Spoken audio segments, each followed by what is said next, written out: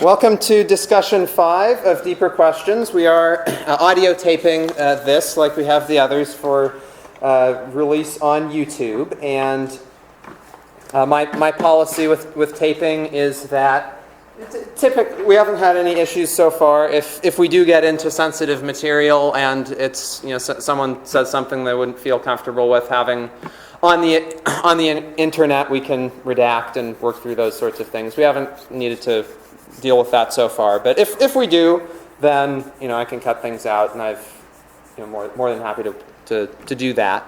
And I review all of it very thoroughly before I release it and all that sort of thing. Just a quick announcement, sort of a news item going back to our first discussion. Our first unit of the semester was on coexistence, and at that time we were talking about how to live with deeper questions and tensions over deeper questions and issues that arise from that, and how some ways of approaching it are better than others. And so in the news this last week, just wanted to let everyone know that someone felt the need to go into break into a young woman's house. This is out in California.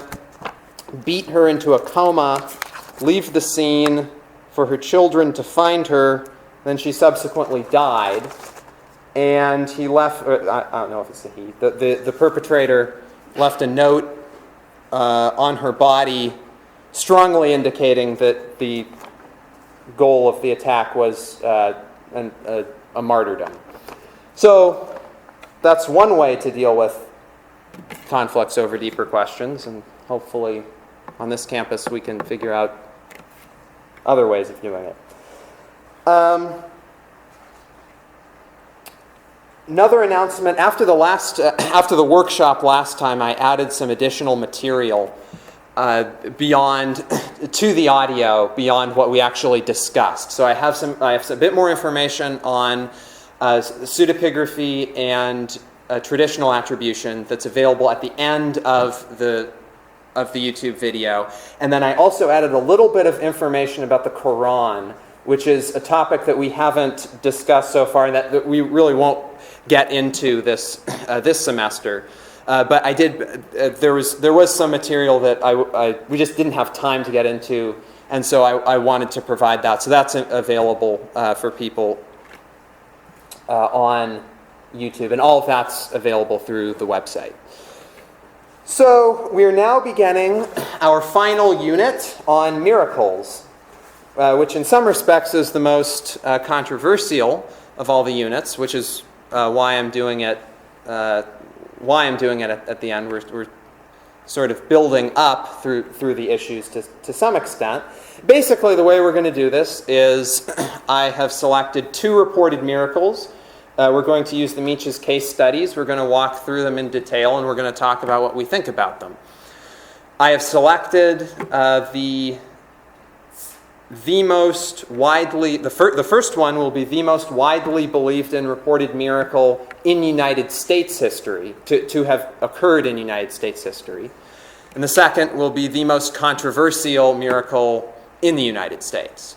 So I figure that's probably about the best way to facilitate discussion that I can think of. So there we are. Does everyone have access to a handout? I have. Cool. As is my policy, I have the handout. I also have the next handout. All handouts are released 2 weeks in advance, so everyone has an opportunity to think about what we're going to be talking about and bring alternative views, if they want to the next discussion. So all that information is there for you, and that's also available on the internet as well. The miracle. By the way, when I say miracle, in the handout, I think I mentioned this. There are different terms for that. You could call it supernatural phenomena. You could call it paranormal phenomena. There are different words for it. I don't care what people's preference is. I'm just going to call it a miracle because that seems to be a fairly popular word for what it is we're talking about. And the reported miracle we're going to discuss today is the prophethood of Joseph Smith. And basically for the first, I'm going to give a little overview. I'm going to give some information. We'll walk through a couple documents. And then there's some video that we'll watch. And then we'll go into the discussions. And at that point, it's going to be pretty open. I won't have a whole lot more to say at that point. It's just whatever people's reactions are. I think there'll be a lot of different types of reactions and things to react to. Just very briefly, first of all, just show of hands if you want. How many people would consider themselves familiar with the life of Joseph Smith? Just, okay. One person. All right. Cool. I'm just going to give a quick overview. If anyone wants to add anything, feel free to do so. Joseph Smith was born in 1805 and had what I think probably anyone would agree was a short and very prolific life. By his early 20s, some would argue by his teens, there's a lot of debate over that, but certainly by his early 20s, he was viewed by some of the people around him, his friends and family, as the prophet of God. He reported that an angel had visited him and had given him records of an ancient, more or less long gone civilization in the Western Hemisphere that flourished essentially from about 600 BCE to 400 CE. And he was given the power to have visions of the English translation of those records, which he then, with the help of some people, wrote down and published. That translation reports that the records are from generation to generation over the course of this time period. This civilization is adding to the records. By the very end, there is, as the civilization is sort of on the verge of collapse, kind of, a man named Mormon and his son Moroni collect the records together, redact them, or as they put it in the text, abridge them, and put them together into these records, bury them in the earth, and then die themselves, presumably. That's what the record says of itself. That collection of records, which is actually a collection of books, is collectively what we today refer to as the Book of Mormon.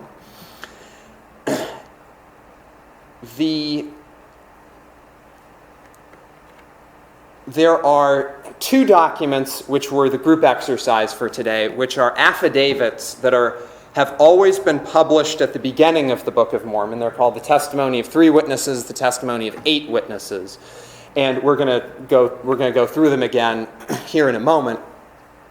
They are people who reported being there while this was going on, and we'll look at that. Later on in Smith's life, we won't go, unless other people want to, we don't really need to go into the later parts of Smith's life. But basically, he went on. There were a lot more miracles. There were a lot more revelations he reported. He gathered quite a following and was ultimately martyred in Illinois in 1844 at age 39, along with his brother. So that's the basic background. Any comments so far? All right, so what we're going to do is we're just going to listen to the audio of the 2 affidavits. Let me detach. We're detached. All right, cool. So this is on page 28 and 29. You can follow that along. And sorry, there's some sort of technical problem in the room, so we're going to hear a little bit of feedback. I apologize for that, but hopefully it'll be okay. And as I promised before, I always try and find a professional reader. I had to do one reading myself, but so far, I can promise now from here on out, all of the group exercise readings are going to be done by a professional reader, so people don't have to listen to me as much, which is always a good thing. All right, this is the first one here on page 28. Sorry. Let's try. There we go, the beat. The testimony of 3 witnesses. Be it known unto all nations, kindreds, tongues, and people, unto whom this work shall come, that we, through the grace of God the Father, and our Lord Jesus Christ, have seen the plates which contain this record, which is a record of the people of Nephi, and also of the Lamanites, their brethren, and also of the people of Jared, who came from the tower of which hath been spoken. And we also know that they have been translated by the gift and power of God, for his voice hath declared it unto us. Wherefore we know of a surety that the work is true. And we also testify that we have seen the engravings which are upon the plates, and they have been shown unto us by the power of God, and not of man. And we declare with words of soberness that an angel of God came down from heaven, and he brought and laid before our eyes, that we beheld and saw the plates, and the engravings thereon. And we know that it is by the grace of God the Father, and our Lord Jesus Christ, that we beheld and bear record that these things are true, and it is marvelous in our eyes. Nevertheless, the voice of the Lord commanded us that we should bear record of it. Wherefore, to be obedient unto the commandments of God, we bear testimony of these things. And we know that if we are faithful in Christ, we shall rid our garments of the blood of all men, and be found spotless before the judgment seat of Christ, and shall dwell with him eternally in the heavens. And the honor be to the Father, and to the Son, and to the Holy Ghost, which is one God. Amen. Oliver Cowdery, David Whitmer, Martin Harris. So how was the audio? Did you guys hear that? Was that sorry? It's not quite as so it's not quite as loud as it should be. If people want to move up closer, feel free to do so. I'm gonna try and switch this just real quick. See if that helps. All right. Okay, and this is the second affidavit. The testimony of 8 witnesses. Be it known unto all nations, kindreds, tongues, and people, unto whom this work shall come, that Joseph Smith, Jr., the translator of this work, has shown unto us the plates of which hath been spoken, which have the appearance of gold, and as many of the leaves as the said Smith has translated, we did handle with our hands. And we also saw the engravings thereon, all of which has the appearance of ancient work, and of curious workmanship. And this we bear record with words of soberness, that the said Smith has shown unto us, for we have seen and hefted, and know of a surety, that the said Smith has got the plates of which we have spoken. And we give our names unto the world, to witness unto the world that which we have seen.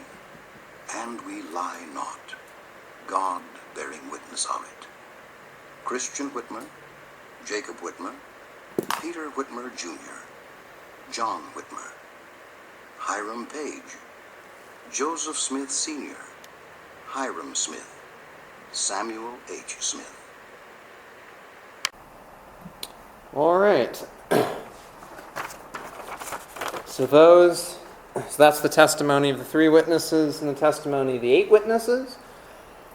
I have some biographical information on those 11 people that kind of run from the very bottom of page 30 and then through part of page 31. I want to focus on one person who I've done a little bit of direct research on. That's there we go. You can pull that now.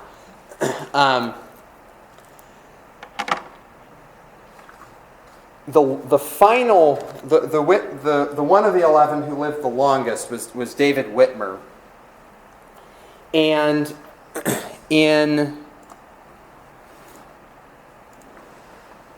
let me get the get this back up. There we go. And sorry, I did not add this into the handout. This quotation here, that this was. I probably should have put it in the handout, but there it is for you all, and this will be online afterwards. So, David Whitmer was about. He was also in his early 20s when he was associated with that affidavit. This is written much, much later. This is in 1881. He spent the bulk of his life in Richmond, Missouri. Has anyone ever been to Richmond, Missouri? It's a tiny town. It's about 1,000 people. It's about about 4 hours or so north of here. I've been there, and he lived the bulk of his life there with his family, and in 1881 there had been a lot of controversy by this point, and so he came out with this statement. And he says, this is part of it: "I wish now, standing as it were in the very sunset of life, and in the fear of God, once for all to make this public statement, that I have never at any time denied that testimony or any part thereof, which has so long since been published with that book," meaning the Book of Mormon, "as one of the three witnesses. Those who know me best well know that I have always adhered to that testimony, and that no man may be misled or doubt my present views in regard to the same. I do again affirm the truth of all of my statements, and as then made and published." And this 1881 affidavit was signed by a bunch of people. He was sort of kind of an older, kind of small town dignitary kind of by this point. And a bunch of people around the town signed a witness statement attached to this affidavit that reads, "We, the undersigned citizens of Richmond, Ray County, Missouri, where David Whitmer has resided since the year 1838, so about a bit over 40 years by this point, certify that we have been long and intimately acquainted with him and know him to be a man of the highest integrity and of undoubted truth and veracity." And it's kind of funny, just all the people that have signed it. A judge signed it, a local bank president signed it, the postmaster signed it, the mayor signed it, another judge signed it, a couple medical doctors signed it, a couple attorneys signed it, the ex-sheriff signed it, the county treasurer signed it. So it's all these people have signed this affidavit. Then later he ended up living a few more years, and in 1887 he wrote this text here. This was part of a collection of writings he was publishing at this point. And notice the first line. He is famous by this point. "It is recorded in the American Encyclopedia and the Encyclopedia Britannica that I, David Whitmer, have denied my testimony as one of the three witnesses to the divinity of the Book of Mormon, and that the other two witnesses, Oliver Cowdery and Martin Harris, denied their testimony to that book. And I will say once more to all mankind that I have never at any time denied that testimony or any part thereof. I also testify to the world that neither Oliver Cowdery or Martin Harris, who were the other two of the three, ever at any time denied their testimony. They both died reaffirming the truth of the divine authenticity of the Book of Mormon. I was present at the deathbed of Oliver Cowdery, and his last words were, 'Brother David, be sure to be true to your testimony to the Book of Mormon.' He died here in Richmond, Missouri on March 3rd, 1850. Many witnesses, meaning witnesses of Cowdery's death, yet live in Richmond who will testify to the truth of these facts as well as to the good character of Oliver Cowdery." And then Whitmer himself died 1 year later after publishing this. So that's gives some context. And this is my little show and tell here. Here is David Whitmer's grave. I went and found it. It's in a little cemetery outside of Richmond, and it was dark by the time. That's my car in the corner right there, and it was dark, so I was fiddling around with my night photography settings, which I didn't know how to use properly. But there it is. And he's buried there with his wife. On the other side, that's using, well, I tried a different night vision version right there. That worked a little bit better. It's written there on the stone. The record of the Jews and the record of the Nephites are one. And you'd have to read the Book of Mormon to understand the significance of that point. But that's just another way of him saying that it's true. And he says truth is eternal, or I guess it's his family, because then they say mother and father, because that's where he and his wife. That's the tomb for both he and his wife. And then here in Richmond, this is sort of in the area where Oliver Cowdery was buried, and have this memorial to him. And on four sides of this kind of little pillar here, on each side, the three witnesses are around the bottom, and then Joseph Smith's name is the fourth side on the bottom. And then there's kind of a little story of the life of Cowdery, who's the one of the three. And then on two of the sides, and here's one of them, is engraved their affidavit right there. So it's sort of it's kind of a big monument if you're visiting Richmond, Missouri. And then here, this is about a half hour away, there's another town, and this is where John Whitmer, who's one of the 8, who was David's brother, this is where he and his wife are buried. So anyways, that's my that's my little sightseeing report right there. So I want to turn now to a video of a man. Let me pull him up here. Okay, well, he'll become clearer here in a moment. This is Daniel Peterson, Dr. Daniel Peterson. He's a professor at BYU. I asked Professor Snow before he left if he knew him. He didn't, but they've probably met since. He does languages and history and so forth. He's a strong believer in the accuracy of the testimony of the witnesses, and he gave this lecture defending them and laying out a bunch of evidence. We're going to watch a few clips of that, and Peterson's a funny. He's just sort of an engaging speaker. Any thoughts before we go to that people want to say or talk about? We're good? All right. So I have here. Sorry, I'm just going to be kind of skipping around. The whole thing's about 40 minutes, and the whole thing's. He lays out his whole argument. It's fairly well. He's a good speaker. It's worth listening to the whole thing. But I've selected a few clips here, so we're going to do that. And I hope this audio works for you better than the last time. If not, feel free to. I don't know what to feel free to do, but feel free to do whatever. Feel free to do whatever you can do. All right, and sorry again for that feedback. All right, we're starting here, and if you want to, on pages 30 and 31, there are the names of the 11. He's going to be going back a lot, back and forth between some of them. You don't have to. Who is who doesn't matter too much. He'll just be referring to one or the other of the 11. Let me make one quick point. There's going to be a lot of conversation about the fact that people saw the plates. And if for people who are new to the debate surrounding this, you might think, well, that's not that big of a deal, because if they are real from this ancient civilization, then people saw the plates, then they would have seen the plates. And if they're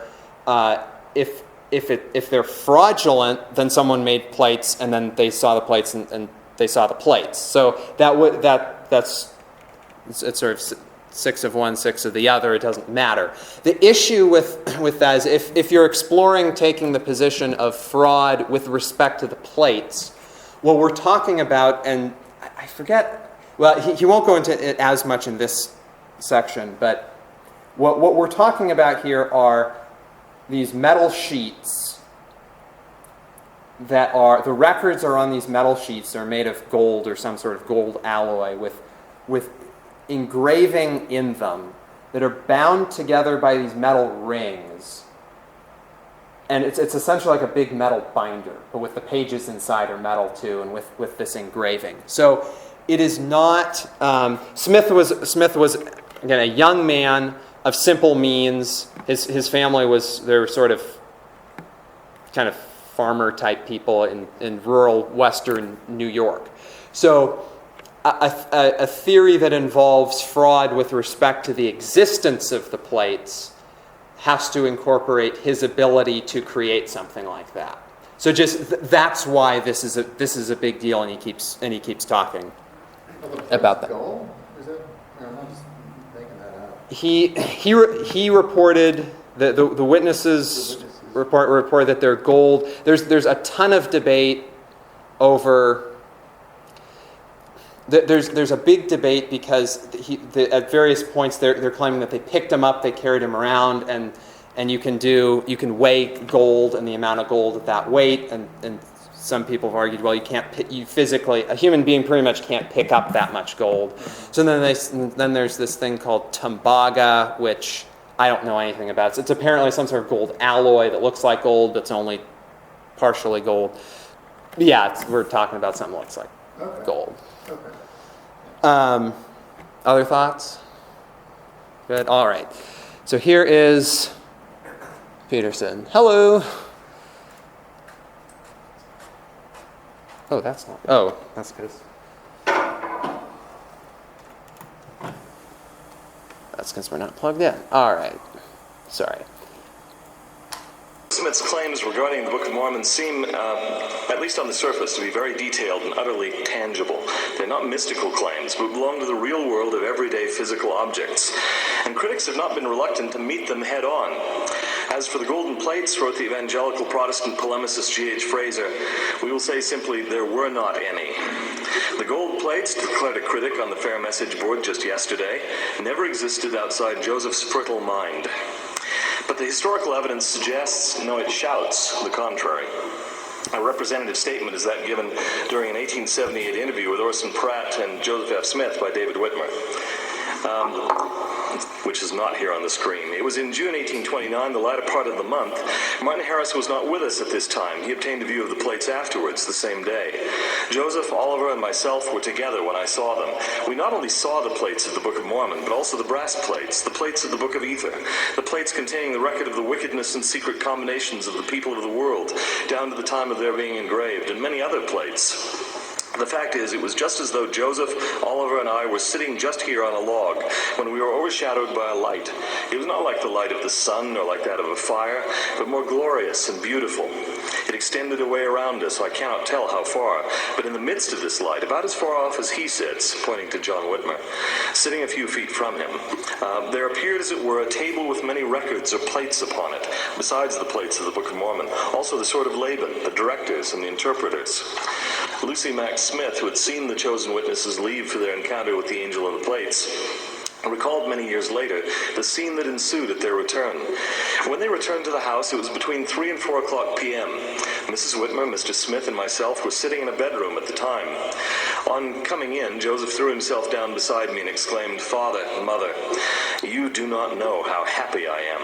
The Lord has now caused the plates to be shown to 3 more besides myself. They have seen an angel who has testified to them, and they will have to bear witness to the truth of what I have said, for now they know for themselves that I do not go about to deceive the people.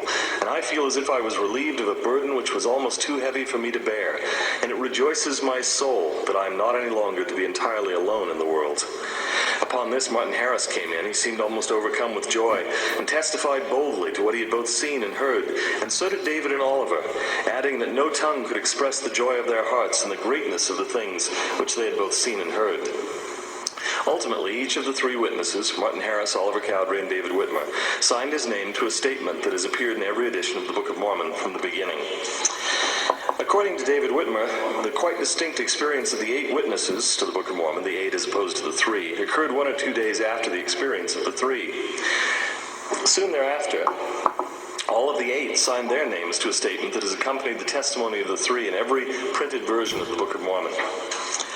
It's worth examining the contrasting character of the experiences reported by the three witnesses and the eight, since I believe their very difference reinforces them. First of all, the experience of the three, as they report it, was suffused with the glory and power of God. In a brilliant light, an angel came down and showed them the plates. They heard the voice of God, testifying that the translation had been accomplished by the gift and power of God.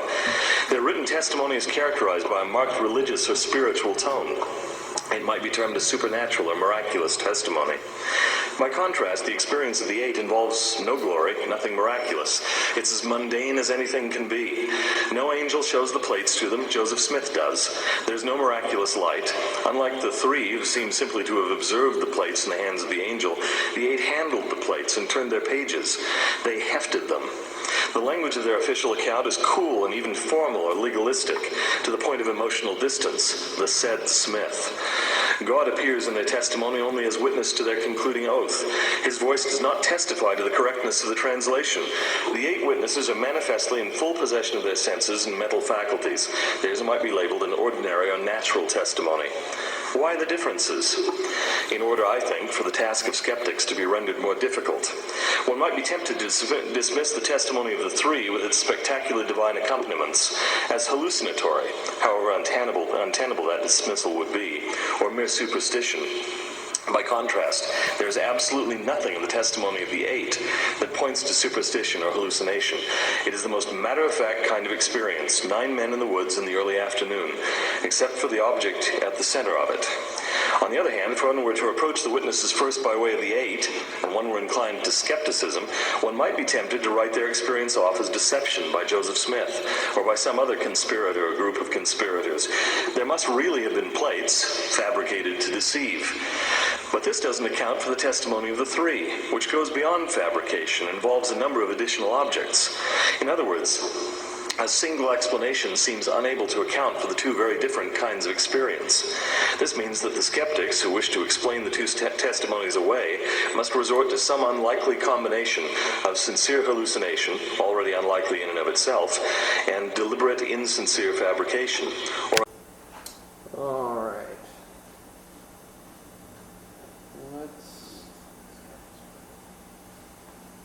Let's go to this next clip. This one's about a minute long. With what was written there. These testimonies have been published with the Book of Mormon ever since the first edition in 1830, which, since it was prepared under the careful supervision of Oliver Cowdery, one of the three, and Hiram Smith, one of the eight, seems to imply their endorsement of those statements. The other witnesses, too, had plenty of time to distance themselves from those printed testimonies, but instead consistently affirmed them. For instance, a correspondent for the Salem, Massachusetts Advertiser and Argus reported in 1843, having heard Hiram, quote, declare in this city in public that what is recorded about the plates and so on and so forth is God's solemn truth, end quote. E.C. Brand visited John Whitmer, one of the eight, in 1875 and recorded that Whitmer declared that his testimony as found in the testimony of 8 witnesses in the Book of Mormon is strictly true. In 1876, Whitmer told Mark Forscott, I have never heard that any one of the 3 or 8 witnesses ever denied the testimony that they have borne to the book as published in the first edition of the Book of Mormon. Any thoughts before I keep going? First off, yeah. Who is this guy? This is Daniel Peterson. He's a BYU professor of languages. Is he Mormon? Do we know? I'm sorry? Is he Mormon? Yes. Yeah. And do we know what this is some I don't know, some conference? He's speaking to supporters. Okay. Yeah. He's in front of a friendly audience right now. Yeah. Anything else? Thoughts? We're good? All right. Okay, number 3. Stories agreed, and I found that they did agree. Did Martin Harris regard his experience as a witness as real? The 25-year-old Edward Moroni Thurman ran into Martin Harris at a blacksmith shop in Cache Valley and asked him whether the Book of Mormon was true. Harris responded by asking whether the young man could see an apple tree nearby. His vision of the angel, the plates, and the other objects, he told Thurman, had been as real and factual as the sight of the apple tree. When a group of teenagers posed the same question to him, he pointed to a chopping block and asked if they could see it. "Well, just as plain as you see that chopping block, I saw the plates. And sooner than I would deny it, I would lay my head upon that chopping block and let you chop it off." To William Pilkington, he said, "Just as sure as you see the sun shining, just as sure am I that I stood in the presence of an angel of God with Joseph Smith and saw him hold the gold plates in his hands. I saw the Urim and Thummim, the breastplate, and the sword of Laban. I saw the angel descend from heaven. The heavens were then opened, and I heard the voice of God declare that everything the angel had told us was true, and that the Book of Mormon was translated correct. I was commanded by God's voice to testify to the whole world what I had seen and heard." Joseph Homer Snow recalled the time that Martin Harris came to have dinner with his family. Mother asked him these questions. "Did you actually see an angel and hear him speak?" He said, "Just as much so as I see you and hear you speak." "Will you describe how he stood?" Mother asked. He said he stood at least 20 inches off the ground, and he had records in his hand, the Book of Mormon.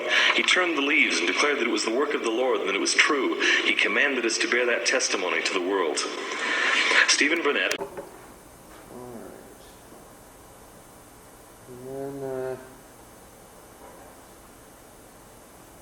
This one. Yeah, everyone's more than welcome to get seconds and all that, and thirds and all that while we're watching. Yes, more than free to do that. That's a picture of Cowdery right there. In 1848, the year before he died, Oliver Cowdery received rebaptism into the Church of Jesus Christ of Latter-day Saints at Canesville, Iowa. Before an audience of approximately 2,000, including non-members of the church, Cowdery bore witness.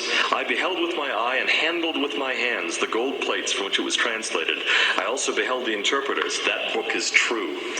Cowdery was bedridden for most of 1849, probably as a result of chronic pulmonary tuberculosis, and died at Richmond, Missouri in March of 1850. A few months before his death, Cowdery was visited by Jacob Gates, a Latter-day Saint traveling eastward on a mission to England, who had been a friend since before Cowdery's 1838 excommunication. In the course of conversation, Gates asked him about his experience as one of the witnesses to the Book of Mormon. Had it been a dream? Was it imagination or illusion or mere mythology? Cowdery rose from the place where he was resting, retrieved a first edition copy of the Book of Mormon, and read aloud the testimony of the three witnesses. Then turning to face Gates, he said, "Jacob, I want you to remember what I say to you. I am a dying man, and what would it profit me to tell you a lie? I know that this Book of Mormon was translated by the gift and power of God. My eyes saw, my ears heard, and my understanding was touched, and I know that whereof I testified is true. It was no dream, no vain imagination of the mind. It was real." David Whitmer lived until 1888, the last of the witnesses to the Book of Mormon. Consequently, he was the most interviewed of all of them. Each witness of the Book of Mormon, Richard Anderson has observed, was an individualist, and David Whitmer, this quality verged on the stubborn. Whether in Mormon society or not, he stood like a rock for his principles. This outspoken and utterly honest personality would have been the first to detect fraud and expose it. Whitmer was excommunicated from the church on the 13th of April, 1838, after a period of doctrinal disagreement, financial stress, persecution, and then That's referring to one of the original three, that Whitmer? yes. He was excommunicated. Yeah, he was. Actually, I can explain that a bit more when we're done. This is the final one. This is just the first 5 minutes.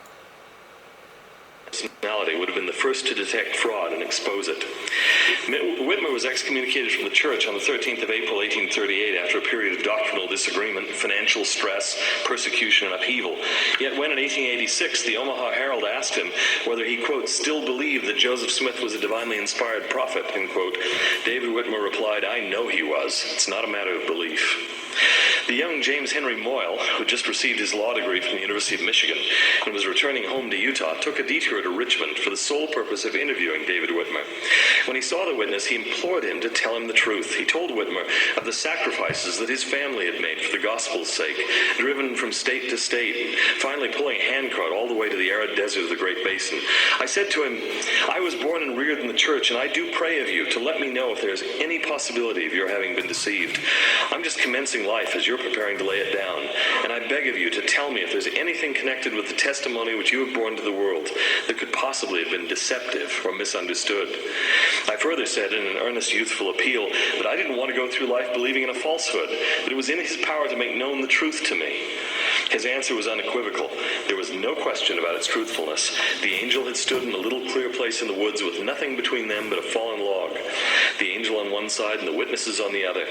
It had all occurred in broad, clear daylight. He saw the plates and heard the angel with unmistakable clearness. He was the first witness I ever attempted to cross-examine, Moyle wrote many years later, and I did so with all the intensity of my impelling desire to know the truth. The interview lasted 2.5 hours.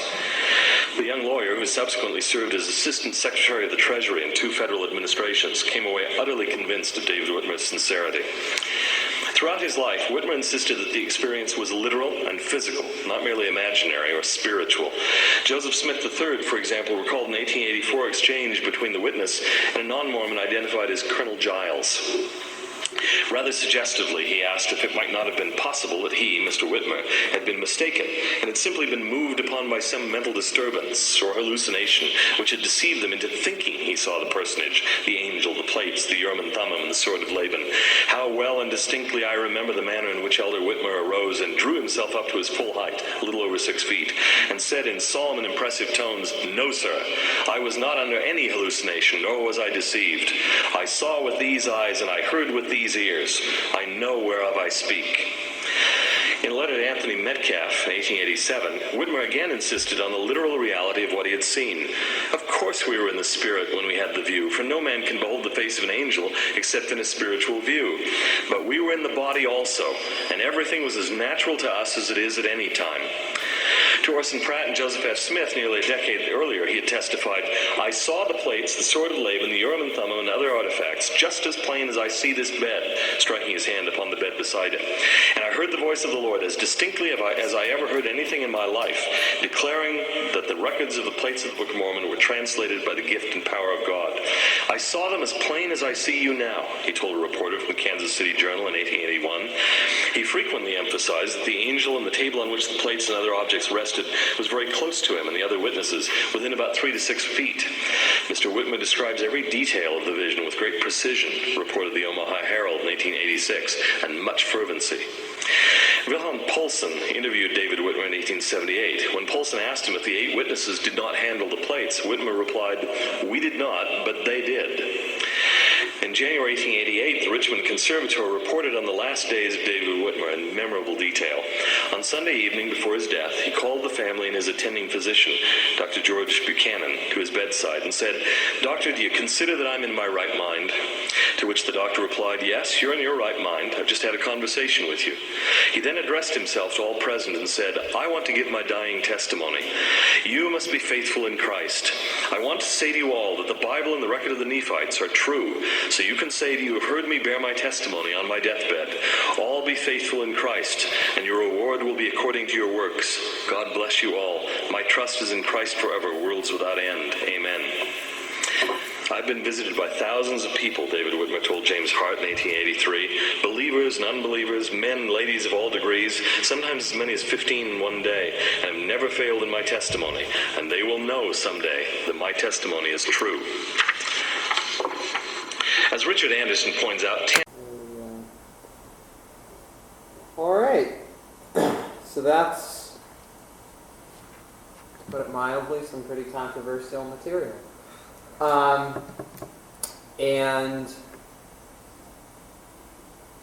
I didn't, well, are there any initial reactions to any of that?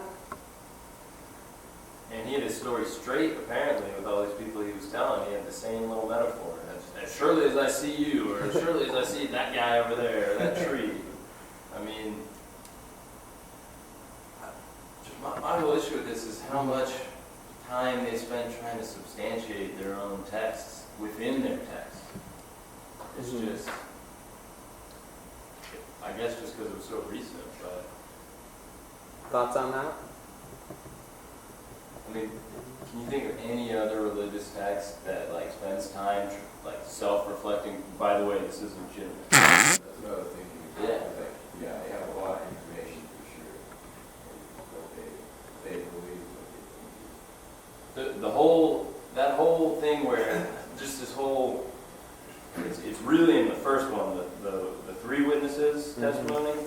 Just this is the first document of the religion, right? It's in all of the books of Mormons.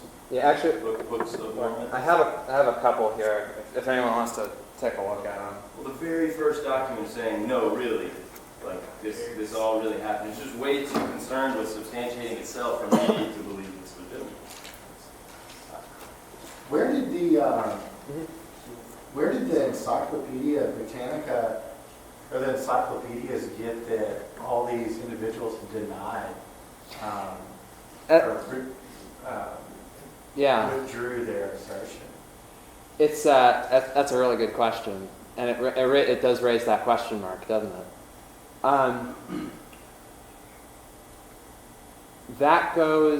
Actually, sorry, Michael asked a question earlier about the excommunication. I should probably say something about that. They excommunicated one of their almost prophets. Actually, several of them. Some of the witnesses, and David Whitmer was particularly emphatic at the end of his life on this point, came to view Smith as a fallen prophet, not as a false prophet. He's very emphatic in his writings at the very end.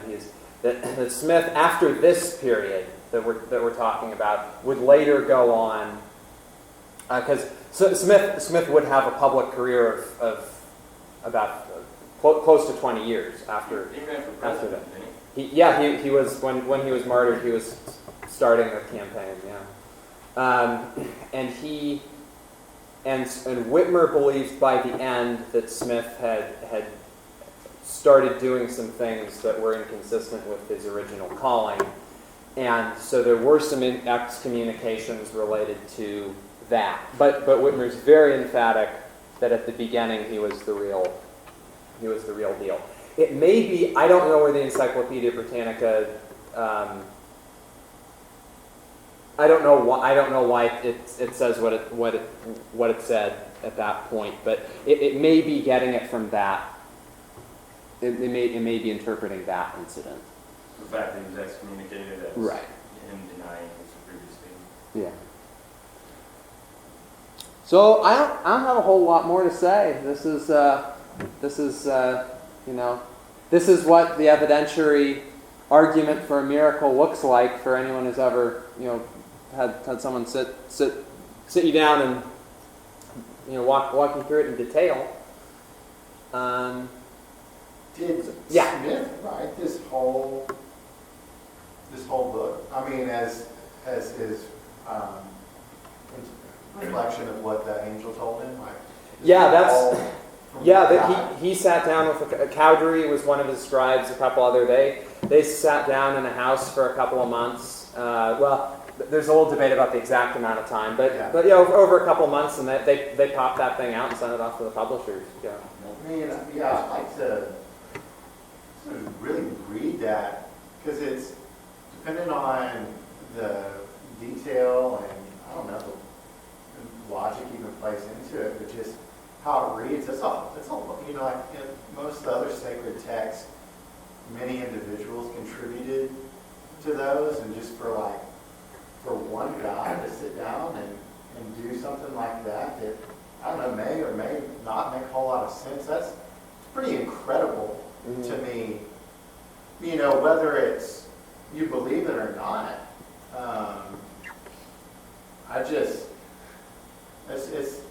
it's an incredible thing. Yeah. For somebody to put something together like that. Yeah. Let me look up something. Well, not if he was working off of a legitimate text. Yeah, exactly. If he's just copying what's there, it's not that hard.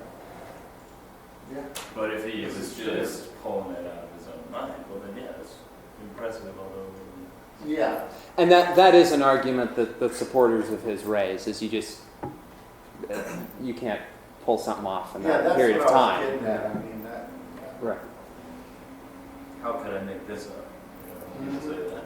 Yeah. I think one reason that they spend so much time trying to authenticate their book, if you will, is that they were trying to say that they were kind of the latest revelation of Christianity. Mm-hmm.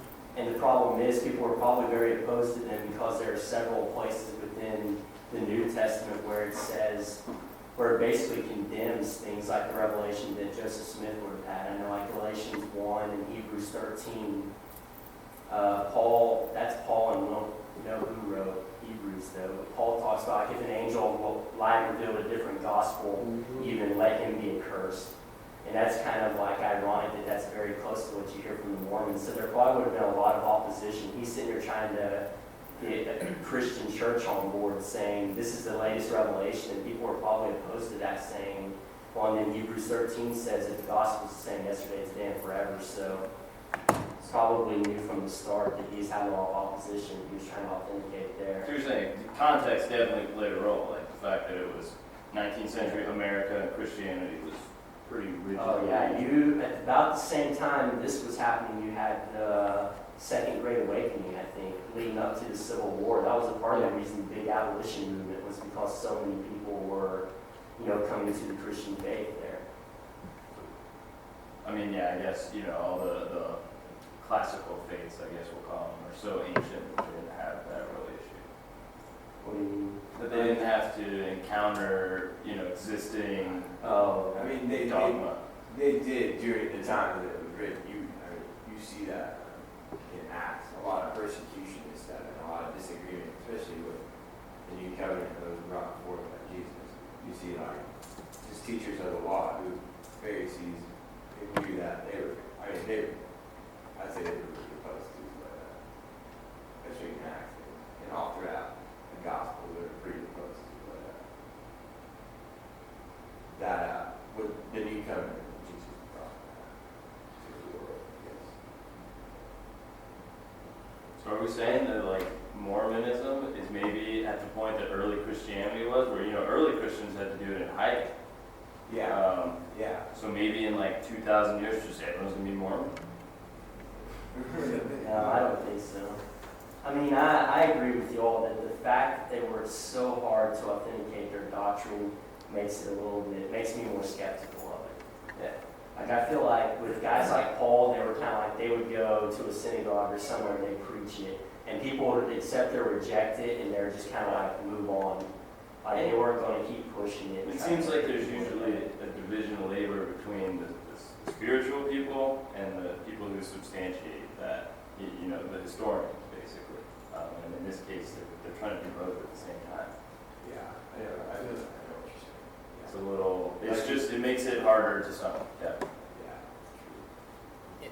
In theory, I'd imagine it's supposed to be easier to stomach, like it should. Like they have to convince like skeptics like me, like how, like they're gonna have to spend some time like convincing me. So I almost feel like if they wanted to really convince everybody, I think it makes sense to make as much of an argument as you can. I don't know if they really made like a logical argument or not. I wouldn't say that necessarily, but I see the reason for it. But like I should feel more respected if they're kind of giving me some reasons. Yeah, how much of that is in your other sacred text, not implicitly, written in There's like there? commanding me. I mean, it may not say that, hey, take this as legitimate, but I'm not familiar with a whole lot of the sacred text, but I would assume that this is the word of God. Like, this is pretty much saying, well, this is the word of God, and just, they're just saying it up front and speaking from a first person point of view. I don't know. And then also,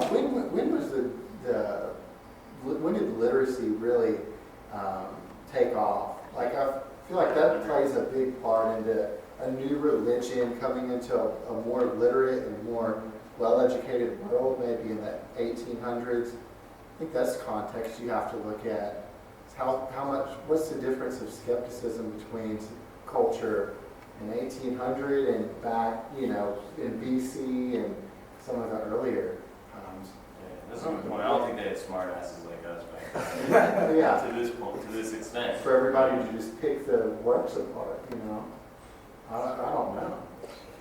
And we're definitely, this is occurring Smith was spending some time in New York, rural New York and rural Pennsylvania during this time in pretty small towns. So this was not, but his supporters will make a big deal about that too. They make a big deal. He's sort of this kind of back hills country bumpkin kind of guy who pulls this off. So that argument can kind of go other ways. But yeah, literacy is, I don't know the percentage, but it's less. Was there any kind of relationship between the three and Joseph Smith himself? Beyond just geographical proximity? I mean, they all knew each other. Oh, okay. Was Joseph Smith there, in his early to mid 20s, the way most of these guys were at that time? Yeah, he was in his early 20s during this period. The book was the publication of, when he released the English publication, he was by that point not older than 25. He was maybe 24 or so. So what was happening in the woods that day? And what really went down there? We're trying to think of alternative explanations. I mean, anywhere from that there was really an angel there to something else. What do you guys think? I hate to say that I was thinking this, but I was thinking, what if they accidentally ate some sort of hallucinogen? I was thinking the same thing. I really hate to say that came to mind very quickly. Yeah. But it did. Other thoughts on that? I sort of going along those lines. That this idea of hallucinating. In the video, it seemed like they kept saying he was saying about how real it was, as real as this table. So I could be hallucinating. If I hallucinated a table, it might look and feel like this, right? I don't know. I mean, that can happen, right? Hallucination can be as real as reality. I don't really know. Do we have any? Say that again, sorry. Do we have anyone from? Hallucinations seem as real as reality. Is there any reason to? That's a good question, yeah. Because he can make the argument that if something seems real, it is. Yeah. It's not a hallucination. A hallucination, I guess, will look kind of funny or something. It'll be clear, transparent. I don't really know. But I don't see how the that argument was saying this was not a hallucination did not Yeah. prove that it was. Can the sense of touch be incorporated into a psychosis? I mean, what? I guess a touch, sight, whatever he was using. Yeah. What other evidence is there besides just third-person confirmation, or writings from the first person? Well, let me. I was going to ask the group that. What, having seen this evidence, and I mean, admittedly, this is a. Actually, let me make a quick comment. In our earlier stuff we were working with a real lack of evidence in the sense that there's very few documents that you can get through the whole documentary record for something rather quickly. Here, because it's in 19th century America, just the amount of, the amount of record that I've only reviewed a fraction of it, and it's just, and I've spent a chunk of time reviewing it. There's just a lot of stuff. There's a lot of documents. There are a lot of people wrote there in the 19th century. So the question I was going to ask for you all is what evidence would you want to see? What additional evidence? Because admittedly, I only showed you a fraction of it. What additional evidence would you at this point think? Oh, that would be useful to have in looking at something like this. I'd like to see the plates. Yeah. In their absence, how about just a drawing of a painting? Since I don't think there were cameras in the 1820s. Smith says that the angel took them back. I mean, do you see that occurring in other religions to where there was something inscribed on a, on something that has never been found? Like, is that common? We found the Ten Wait. Commandments. That's what I'm saying. Like, that's I the, don't think so. I mean, Sorry, say that again? I'm just, I guess in other contexts, but this has happened before where, somebody said, I swear that this was written, and then we don't have any proof of it. So that's just kind of a weak argument. Just because it's not there, well then a lot of your other beliefs were founded on similar evidence that just is not there. Yeah. Are there any I don't know. paintings or anything of the, from that time that are supposedly from one of the witnesses? There's a section in Peterson's argument that's interesting on that respect, because some of the witnesses described, you have the metal plates, and then you have a ring type Decoder? structure. No, a binding ring so it was essentially, like I think I said earlier, it was like a metal binder with the pages inside were metal as well. And he makes an argument that with respect to the rings that's had sort of a capital D shape, and some of the witnesses specifically reported seeing those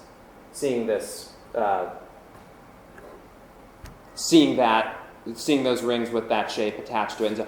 And he makes an argument that's basically, and I've heard this elsewhere as well. It's odd that that multiple people would describe the binding apparatus in such a similar way. So that's kind of what you're going on. If they're so worried about substantiating these claims, then why not give us a visual, especially if literacy isn't 100%, let us see it. That's what I was looking for, and I know that the time period probably doesn't allow a picture of it. There may be some contemporaneous drawings, or not contemporaneous, but contemporaneous to the lifetimes of some of the witnesses. There's certainly been a lot of art of the plates. Probably some of it was in the 19th century. I don't know. That's an interesting question. That was the only thing that when you said what you want to see. That give me some evidence of all that's similar. What else would people want to? Do you guys think that the plates would make people believe? Do you think it would raise the amount of Mormons that there would be? Do you think? That's a good question. Because I guess then people would say, well, no, those plates are fake. There you go. That's what I was sure. That's true. It brings me to the thought of Barack Obama and his nationality and his, where he, and it's interesting because people started to say that he was not born in the U.S., so he's like, okay, stop this. And he's like, shows everybody his birth certificate. And people are like, okay, it's fake. He's the president. He can make it. That makes it good. It's good enough. So I think, and even in the Bible, it talks a lot about you've seen signs. People saw Jesus did incredible things in many places, and people just were very blind to that. They're just not believing it. So, I even think, I wouldn't have believed it just if someone had told me, but I saw a documentary recently where a man was going around in California. It's called 180, and he's just interviewing mainly probably people about our age, throughout California, college-age kids about the Holocaust, and people didn't know who Adolf Hitler was. And that might have been a minority. They might have only chosen the 1/10 of the people that didn't know, but it's how did that many people not know who Hitler did not know a thing about the Holocaust? We're talking about something that happened, 70 years ago now? There are still survivors that attest to that, and there are even people that deny that vehemently. Despite those survivors, they'll call them liars even. We have way better visual evidence of that than of these plates. Oh, yeah. Just millions, so many photographs and video. yeah. I think the third parties attesting to the cognizance of these of witnesses. I think that's pretty interesting. I mean, that list you read off of, you know, yeah, maybe they were all fellow townsmen and Right. maybe they liked him, but I mean, that's a pretty good amount of people saying that this guy wasn't missing any bolts. And I don't know. This is something you got to think of. I mean, it would just make it be more plausible to say, hey, I don't believe this guy if he really was kind of nutty, but I mean, just to play it straight your whole life and to never admit, that's. I mean, even he was all into substantiating his mental sanity. You know, he had the doctor come up and be like, yo, am I sane? Yeah? Okay, check this out. Sticking to the story. How else, like, is there any way that somebody could, you know, have like a divine interaction and then, you know, have society believe them? I mean, like today, you know, if one of us saw a higher being, like who would believe us? And that's the same problem this guy claims to have had. That's a very good point, because one thought experiment is to say, all right, well, assume that it's true, and then assume that these 11 guys, you know, come out of the woods, and then what would happen? Yeah. And then, I mean, I don't know. yeah, that's a good point. Just assume it happened to you. What would you do? And that you just, I don't know. It's always, you know, put yourself in that other person's shoes, see from their perspective. Yeah. I think that's a good way to look at it. What's up? Yeah, it would suck. Nobody would believe you. Yeah. You'd have to either keep it in or just look like a loon. So that's what I'm saying. Like, you'd want somebody to say, like, yeah, Mike, you crazy. Like, you really did see this. Yeah. Or, I mean, he really, this whole life, he's been a pretty sane guy. I just found, I've been looking for, I mean, this is going back to Mark's earlier question. The Book of Mormon is 268,000 words long. So that's about 4,500 words written a day for 2 months. Which is roughly an approximate time of when some would argue that about 2 months is when the revelatory period was. So that's like an LRW paper a day. But if you're copying, again, it's not Yeah, this part. if you're copying it, it's Yeah. I think so. A lot of us these days like to, especially scientists, we like to kind of base our view of the world on natural rather than supernatural, on things that can be explained, on explaining mechanisms for how things work. With a lot of these claims, they don't leave us with much to figure out the mechanism, how these supernatural things happen. And I don't know. I guess if you're starting with the basis that it has to have a mechanism that can be explained, and these supernatural things by their nature don't have a mechanism, then we're sort of cut off. And it's a little interesting because it kind of puts people who are into natural things, it makes them seem really dogmatic about their belief in natural things versus supernatural. Science is their religion. Thoughts on that? That's a really good point. Further discussion on that point? I'm doing that right now with this, like, just when it's supernatural. I have this urge to just kind of cut it off right there. But maybe I'm being... I have a section, it's a short section in the handout, and we can go into it if people want, on the controversy over this process called methodological naturalism, which is a controversial, it's a methodology, obviously. It's a controversial method, which it's essentially, I think, Mustafa, would you agree that's essentially just articulated methodological naturalism? Right then. So some people use it and some people don't. It itself is rather controversial. We could have an entire session on methodological naturalism, and I know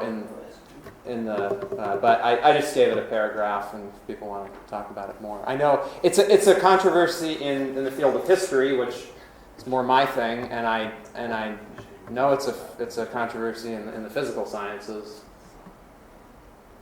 as well, which is where you come from, Mustafa, right? So does anyone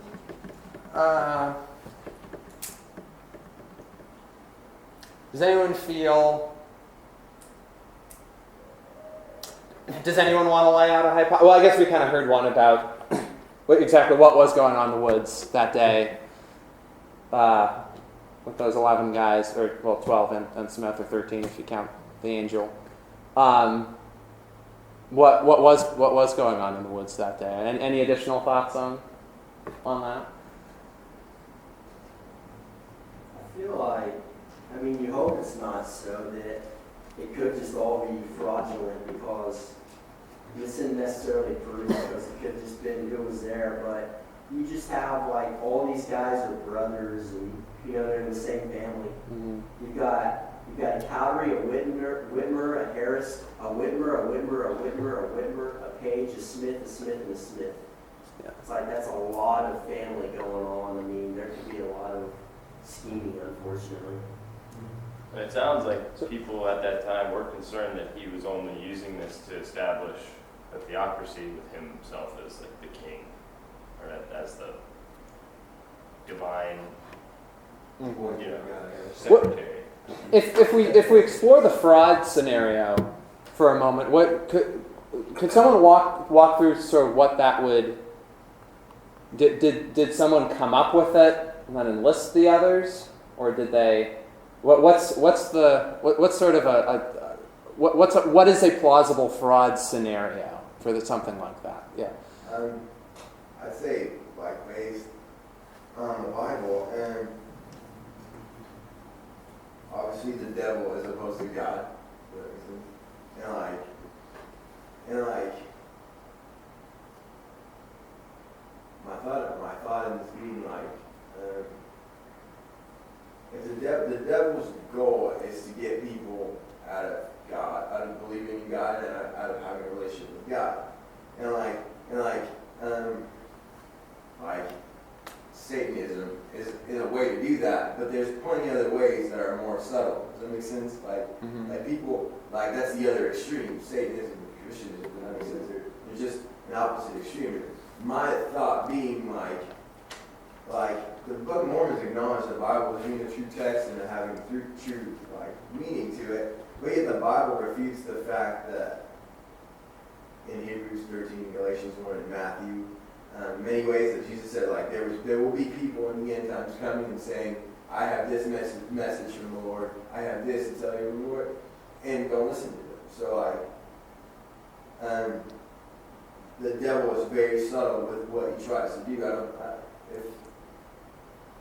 If you're an extreme of something, then people basically disregard it. And I would think that it's another scheme of the devil to just skew very, very just a little small, just deviate the train just a little bit, so people just really don't have really the true meaning of the relationship with God and communion with Jesus, I would say. So you're saying this could be like the devil's conspiracy to veer people off the proper religious course? Yeah, that's right.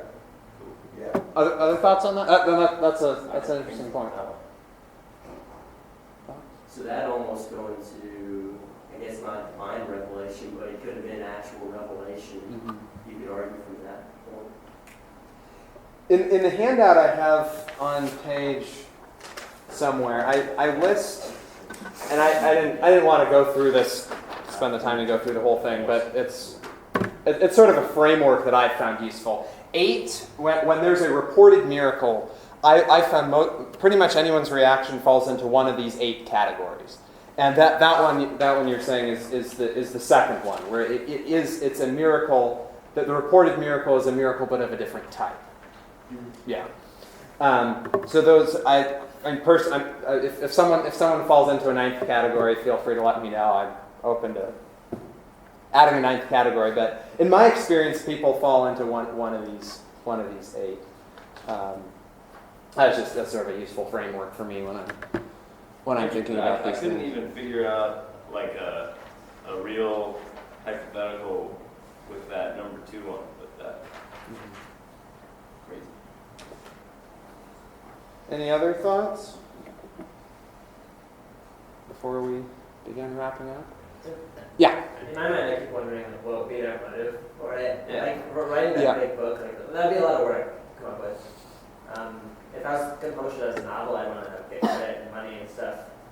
And just on the other side of that, I'll tell you why he might want to do that. Because he was the Branch Davidian guy, except he did it right.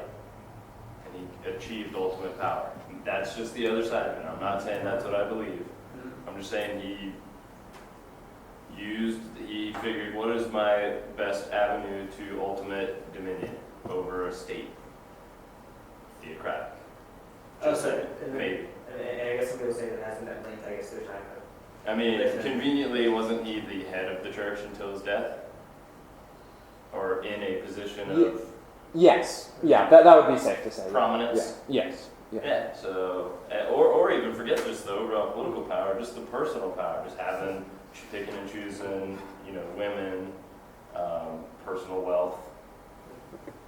So, But that's just the extreme. I'm just saying. And that's fraud with respect to him. Is that also fraud with respect to the witnesses? I mean, you promise someone riches if they confirm your lie for a while, for their whole life. I mean, obviously it's a stretch, but it's, so is, I think, the other side of it. So I think those statements on, people's deathbeds, they're like, just want to affirm this Yeah. one last time. When you're dying, if you think that people are in a position to be pretty honest because they don't have any more stake in it at that point. And I think it's pretty compelling that these people are dying and chose to stick with their didn't story. Whitmer straight up say, the original Whitmer who was in the 3, didn't he say that the 8 themselves, contrary to what's written in their testament, they didn't handle the plates? Yeah, that, I'd have to go back and look at that quote. What he's saying. So one of the 3 is directly saying one of the major things written in the testament of the 8 is actually untrue. I think I'm there. Well, that's what this guy said. That's Yeah, what BYU prof said. I'd have to go back and look at that specifically. I think the point that was being made there is that some of them, I think his argument is some of them saw it, some of them touched it, and so that mixture of sensory input, in his view, strengthened the argument. But I'd have to comb through this to see to the extent that would be a contradiction of the affidavit itself.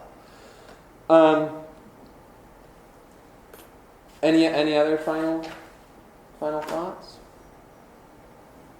Excellent. Well, I think we've had a good discussion. These are, I picked miracles as one of the 3 topics we were going to discuss this semester because it's really,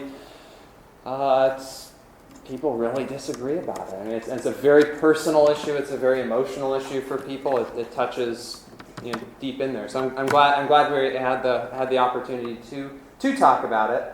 Let me just talk a little bit about a couple things real quick, couple announcements. Well, announcements for next time. I also forgot, and this is sort of important, I suppose.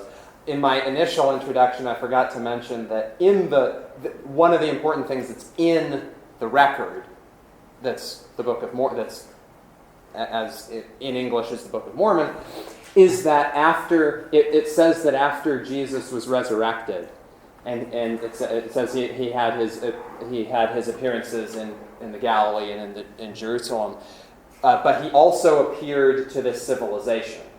So this civilization was, at least, or parts of it were for periods of time, followers of the resurrected Jesus.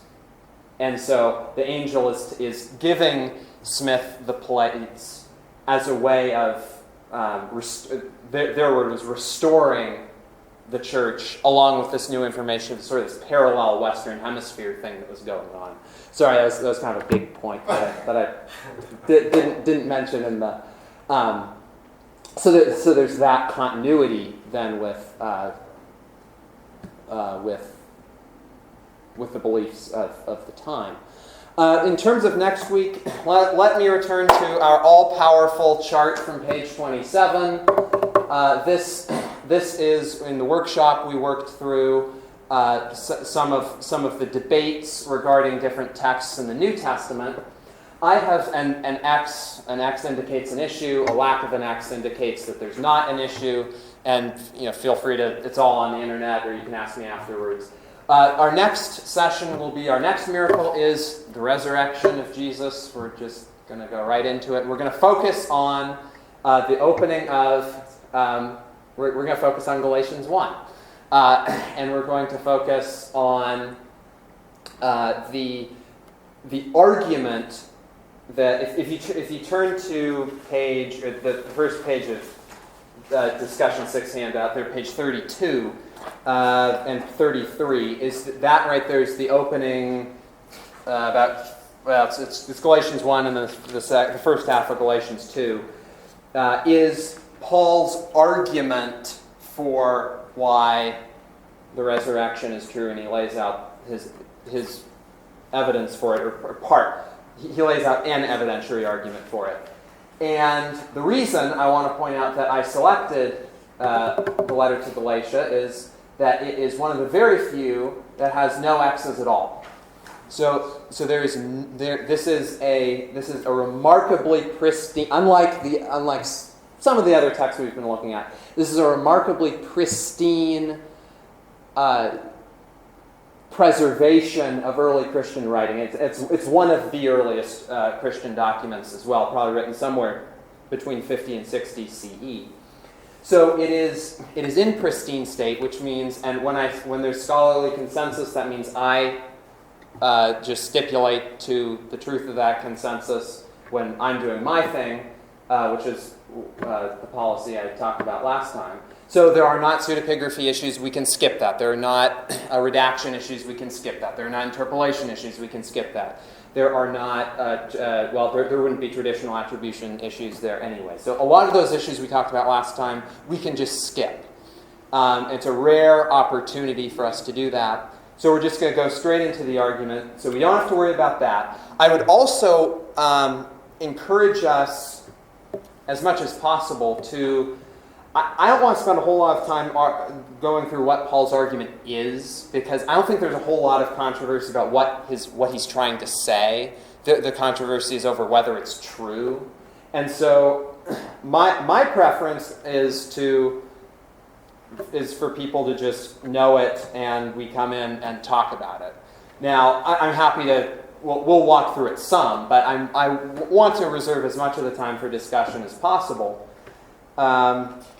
And so, frankly, I think this is just a good argument to just have memorized. Just if you're going around campus dealing with, not so much, not the words, but the gist of what he's saying here. It's a good thing to just have when you're walking around campus, because this is the most controversial thing we will look at all semester, right here. And then I want us to have the opportunity to express the various views that people will have on that. And then I have in the handout I've attempted to give additional information in the presentation section. I've posed 16 different questions and attempted to many of them I don't answer, but I sort of lay out additional questions or possible information or so forth. Questions about that? All right. So thanks very much for coming, and we return next time with part 2 of miracles, and that will be on April 12th. Is that April 12th? Two Thursdays from today. Same room, and feel free to take additional food as you're heading out. Thanks, guys.